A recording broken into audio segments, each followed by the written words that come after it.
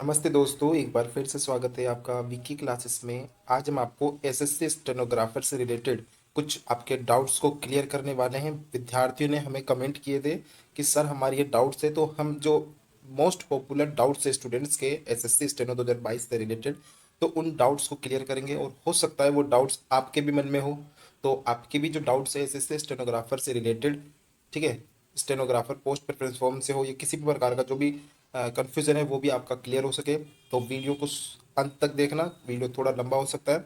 और वीडियो को शुरू करने से पहले अगर आप हमारे चैनल पर पहली बार विजिट कर रहे हो तो कृपया चैनल को सब्सक्राइब कर दें और बेल आइकन को दबा दें ताकि आगे आने वाली वीडियो की नोटिफिकेशन सबसे पहले आपको मिले। तो चलिए वीडियो को शुरू करते हैं। सबसे पहले अगर हम बात कर ले एसएससी स्टेनोग्राफर 2022, ठीक है, जिसके एग्ज़ाम कंडक्ट हो चुका है, स्किल जो टेस्ट है आपका वो भी कंडक्ट हो चुका है। और रही आपके रिजल्ट की बात, ठीक है, पोस्ट प्रेफरेंस फॉर्म की बात, वो जल्द ही जारी हो जाएंगे और उसके बाद में आपका फाइनल मेरिट लिस्ट आ जाएगा, ठीक है। तो बच्चों के डाउट्स लेते हैं। पहला जो डाउट्स है बच्चों का कमेंट है कि सर पोस्ट प्रेफरेंस फॉर्म कब से भरे जाएंगे, ठीक है।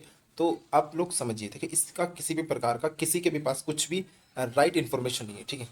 सब आइडिया लगाते हैं, ठीक है, सब लगाते हैं आइडिया, लेकिन हो सकता है कि आपका आइडिया राइट हो, कभी हो भी सकता है नहीं हो।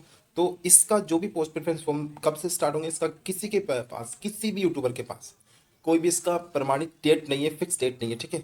ये एसएससी वाले फिक्स करते हैं अपनी तरफ से और उसी दिन से आपके पोस्ट प्रेफरेंस फॉर्म स्टार्ट हो जाएंगे, ठीक है। तो अभी किसी के पास फिक्स नहीं है, लेकिन आइडिया लगा सकते हैं कि 10-5 दिन में आपके पोस्ट प्रेफरेंस फॉर्म स्टार्ट हो जाएंगे, ठीक है।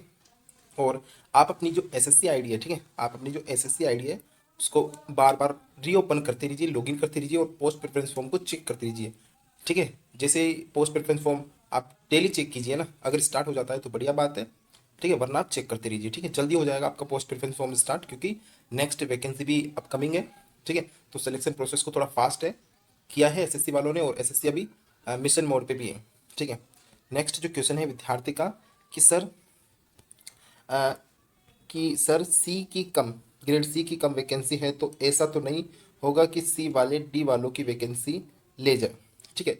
तो आप समझिए, सी वाले होते हैं थोड़े ज़्यादा, मतलब होते तो एजुकेशन दोनों की बराबर होती है, 12वीं पास मांगते, लेकिन क्या है, डिक्टेशन का फ़र्क होता है यहाँ पर। इनकी जो डिक्टेशन होती है वो 100 वर्ड पर मिनट के हिसाब से होती है, मतलब इनकी जो क्वालिफिकेशन मांगी जाती है स्किल टेस्ट में थोड़ी हाई मांगी जाती है ग्रेड डी की तुलना में, ठीक है। तो इनको वर्कलोड भी उसके हिसाब से दिया जाता है, ठीक है, इनकी पोस्टिंग भी उसके हिसाब से होती है, ठीक है। तो सी की जगह डी वाले तो ले नहीं सकते, ठीक है, क्योंकि डी वाले जो होते हैं वो डिक्टेशन 80 वर्ड पर मिनट के हिसाब से होते हैं, ठीक है। आप समझिए, मतलब जनरली समझिए, आप दो भाई हो, ठीक है, इनकी एज है 22 और इनकी है 18, ठीक है। शादी की उम्र हुई है इनकी, तो ऑब्वियसली बात है शादी इन्हीं की होगी, बड़े हैं, इन्हीं की होगी, 18 वाले की तो होगी नहीं। क्यों होगी शादी, बड़ों की होती है ना सबसे पहले, ऐसे नहीं कि छोटे बच्चों की शादी हो जाती, नहीं। तो मतलब कैपेसिटी के हिसाब से होता है सब, है ना। तो आप समझिए, तो जो ग्रेड सी वाले हैं, ठीक है, तो जो ग्रेड सी है वो ग्रेड सी की वैकेंसी लेंगे और जो ग्रेड डी है वो ग्रेड डी की वैकेंसी लेंगे। हाँ, क्लियर है बात, कि ग्रेड सी वाले ग्रेड सी की और ग्रेड डी वाले ग्रेड डी की वैकेंसी लेंगे, ठीक है। इन केस अगर हम बात करें, अगर किसी विद्यार्थी ने जब अपना फॉर्म फिल किया था तो उन्होंने दोनों पोस्ट को प्रेफरेंस दिया होगा, ग्रेड सी को और ग्रेड डी को, ठीक है, दोनों को प्रेफरेंस दिया। अगर वो दोनों को एग्जाम को पास करता है, ग्रेड सी को और ग्रेड डी को भी, ठीक है, दोनों को पास किया, तो उसका स्किल टेस्ट पहले डी का हो जाएगा और सी का हो जाएगा। अगर वो सी वाले में पास नहीं होता है और डी वाले में पास हो जाता है, ठीक है, तो वहाँ पर इस केस में ग्रेड सी वाले ग्रेड डी की वैकेंसी ले सकते हैं। अदरवाइज ऐसा कुछ भी नहीं होगा, ठीक है। ज़्यादातर मैक्सिमम ग्रेड सी वाले ग्रेड सी में जाएंगे और ग्रेड डी वाले डी में जाएंगे। बाय द वे कुछ ऐसा हो जाता है जैसा मैं आपको बताया था कि ग्रेड सी के लिए स्किल टेस्ट में क्वालिफाई नहीं होता है, ग्रेड डी में क्वालिफाई हो जाता है, तो ग्रेड डी वाली उसको वैकेंसी दी जाएगी, ठीक है, इस केस में हो सकता है। क्लियर है। नेक्स्ट अगर हम बात कर ले कि सर ग्रेड डी, जो ग्रेड डी है, ग्रेड डी में सभी डिपार्टमेंट प्रेफरेंस को चूज करना जरूरी है क्या, ठीक है। ये थोड़ा टिपिकल टाइप क्वेश्चन है, किसी भी विद्यार्थी ने जिसने पूछा, ये बिरज ने बड़ा सही क्वेश्चन पूछा, ठीक है। जरूरी है, ठीक है। जितना ज़्यादा प्रेफरेंस दोगे पोस्ट पे, जितना ज़्यादा प्रेफर करोगे पोस्ट को, उतना ही आपका चांस होगा सिलेक्शन का, ठीक है। अगर आपने मान लो 5 डिपार्टमेंट को सेलेक्ट किया और आप 5 डिपार्टमेंट में क्वालिफाई नहीं होते, 5 डिपार्टमेंट की कट ऑफ को क्वालिफाई नहीं करते हो, तो आपका सिलेक्शन नहीं होगा। अगर आपने 10 को किया, चाहे वो हाई डिपार्टमेंट हो चाहे लो डिपार्टमेंट हो, ठीक है, आपने 10 डिपार्टमेंट को किया है सिलेक्ट, प्रेफर किया है, तो 10 में किसी ना किसी डिपार्टमेंट की जो कट ऑफ है उसको आप क्वालिफाई तो करोगे। चांस तो होता है ना 10 में, मतलब जहाँ 5 में नहीं हो रहा, 10 में ज़्यादा पोस्ट प्रेफरेंस करोगे तो आपको ज़्यादा बेनिफिट मिलेंगे, ज़्यादा चांस रहेगा आपके सिलेक्शंस का। ठीक है। नेक्स्ट अगर हम बात कर लें, यहाँ से देखिए ना, S S B S I steno and S S C steno में कौन बेटर। ठीक है, सिंपली बात है कि जो S S B S I है, ठीक है, एस आई स्टेनो है, वो उसमें क्या होता है, उसमें थोड़ा उससे बेटर होता है, जब अभी बताऊंगा आपको कैसे। उससे बेटर होता है आपका एस एस सी स्टेनो, क्योंकि एस एस सी स्टेनो में हम पोस्ट को प्रेफरेंस कर सकते हैं, ये बेनिफिट है। ठीक है, क्योंकि एस एस बी जो S S B S I steno है उसमें आपको एक पार्टिकुलर पोस्ट मिलती है एस आई की। ठीक है, और जबकि एस एस सी जो स्टेनो है उसमें आपको पोस्ट प्रेफरेंस फॉर्म फिल करने का मौका मिलता है, आपको अपने मनचाहे डिपार्टमेंट में जाने की एक मनचाहे डिपार्टमेंट में जाने का एक सुनहरा अवसर मिलता है। लेकिन यहाँ पर जिन विद्यार्थियों को डिफेंस अच्छा नहीं लगता है, ठीक है, उनके लिए यहाँ पर थोड़ा लॉस टाइप रहेगा। और ज़्यादातर बच्चे एसएससी सेंट्रल, दोनों में से सेंट्रल लेवल की है, बट एसएससी देखे तो ज़्यादा बेटर है एसएसबी से।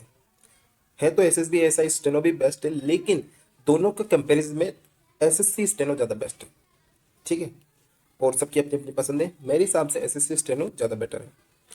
नेक्स्ट अगर हम बात कर लें कि सर सारी वैकेंसी ऐसी 2022 में ही आ गई, अब की बार 2023 वालों को क्या होगा, कितनी वैकेंसीज आ सकती है 2023 में। ठीक है, तो सिंपली ये है कि इस बार जो वैकेंसी आई थी 2022 में, पिछली वाली वाली वैकेंसी को ऐड करके इस बार वैकेंसी दी है। ठीक है, 2021 में, 2021 की और 2022 की वैकेंसी को ऐड करके दिया है। ठीक है, क्योंकि 2020 में आई थी वैकेंसी, उसके बाद में अब आई है। तो जो नेक्स्ट वाली वैकेंसी आ रही है 2023 वाली, उसमें भी अराउंड आपके 3500 के आसपास, 3000 से 3500 के आसपास वैकेंसीज वहाँ पर रहने वाली है। ठीक है, कितनी रहने वाली है, 3000 से 3500 के आसपास आपकी वैकेंसीज रहने वाली है 2023 में। ठीक है, क्लियर है, तो टेंशन लेने की बात नहीं, इस बार भी वैकेंसी आएगी, आप जम के तैयारी कीजिए। नेक्स्ट, सर मेरे मार्क्स नहीं चेक कर पाई, ठीक है, कर पाई तो कैसे भरूँ अपना प्रेफरेंस फॉर्म। ठीक है, तो ये थोड़ा अजीब क्वेश्चन आपने पूछ लिए हैं, लेकिन अगर आपने अपना प्रेफरेंस मतलब अपने मार्क्स नहीं चेक कर पाए आप, तो आपको प्रेफरेंस देना है एज ए जैसे आपके लो मार्क्स हो। ठीक है, आपका आपको पता होगा आपका एग्ज़ाम कैसा रहा होगा, और आपका आइडिया भी होगा कि कैसा रहा होगा, तो आपको ऐसे प्रेफरेंस देना है कि आपके लो मार्क्स हो। ठीक है, आप लो मार्क्स के, आप ऐसा समझिए आपके पास लो मार्क्स है, आपको लो मार्क्स मिले, कम मार्क्स मिले, तो उसके हिसाब से आप प्रेफरेंस देना। ठीक है, तो वहाँ पर आपकी पॉसिबिलिटी रहेगी, अगर आप ऐसे सोचोगे कि आपके मार्क्स हाई होंगे, क्योंकि आपको तो पता नहीं है, अगर आप ऐसे सोचोगे आपके मार्क्स हाई है, तो आप ऐसे डिपार्टमेंट को सिलेक्ट करोगे जिसमें नंबर ऑफ वैकेंसी कम है और कट ऑफ उस डिपार्टमेंट की ज़्यादा रहने वाली होगी, तो वहाँ पर आपका सिलेक्शन नहीं होगा। अगर आपको सिलेक्शन ही चाहिए, सिर्फ सिलेक्शन चाहिए, डिपार्टमेंट से आपको फ़र्क नहीं पड़ता है, तो आप अपने आप को, अपने जो मार्क्स है उसको लो समझ के फिर प्रेफरेंस को भरना। ठीक है, नेक्स्ट अगर हम बात कर लें कि प्रेफरेंस फॉर्म खुद से भरना चाहिए या कैफे से। ठीक है, तो ये आप पे डिपेंड करता है, अगर आप प्रेफरेंस फॉर्म को करेक्टली फिल कर सकते हो, ठीक है, तो आपको खुद फिल करना चाहिए। कैफ़े वाले जो होते हैं उनको सिर्फ और सिर्फ फॉर्म फिल करना होता है, मतलब उनको अपना काम जल्दी से जल्दी निपटाना होता है, उनके फ्यूचर पे किसी प्रकार का कोई फ़र्क नहीं पड़ता, लेकिन फ़र्क पड़ता है आपके फ्यूचर पे। ठीक है, तो आपको हो सके तो आप खुद फिल कीजिए, अगर आपको आता है, नहीं आता तो आप कैफ़े वाले के पास जाइए और उसको कहिए कि आराम से मेरा प्रेफरेंस फॉर्म फिल कर दें, क्योंकि ये मेरी फ्यूचर से रिलेटेड है, मेरे फ्यूचर से जुड़ा हुआ है। ठीक है, तो ध्यान से ना। ओके, नेक्स्ट अगर बात कर लें कि मैं ये, ठीक है, एसएससी स्टेनो में के लिए 2000 सॉरी एसएससी स्टेनो के लिए 12th में मिनिमम कितनी परसेंटेज होनी चाहिए, इसका कोई क्राइटेरिया नहीं है। ठीक है, किसी भी प्रकार का इसका कोई क्राइटेरिया नहीं है, आप अगर 12वीं पास हो, मिनिमम 12वीं पास हो, तो आप इसके लिए अप्लाई कर सकते हो, भले आपकी 44 हो, भले आपकी कितनी हो, 40 हो, 30 हो, 60 हो, 50 हो, 95 हो, कोई फ़र्क नहीं पड़ता, बस आप 12th पास होनी चाहिए। ठीक है, क्लियर, जो हमने आपको बता दिए हैं इस बार ना। अगर इसके अलावा भी आपके कुछ डाउट्स है, कुछ क्वेरी है, कुछ कुछ भी आपका जो इश्यूज़ है वो आप हमें कमेंट कर सकते हैं और बता सकते हैं, हम हो सके जितना आपका सॉल्यूशन देंगे, आपके डाउट्स को सॉल्व करेंगे। और वीडियो कैसा लगा कमेंट करके ज़रूर बताना, और लाइक शेयर सब्सक्राइब करना, और पिछली वीडियो की तरह इस पर भी आप 100 लाइक का टारगेट तो इस बार रखते हैं। ठीक है, तो मिलते हैं अगली वीडियो में। जय हिंद, जय भारत।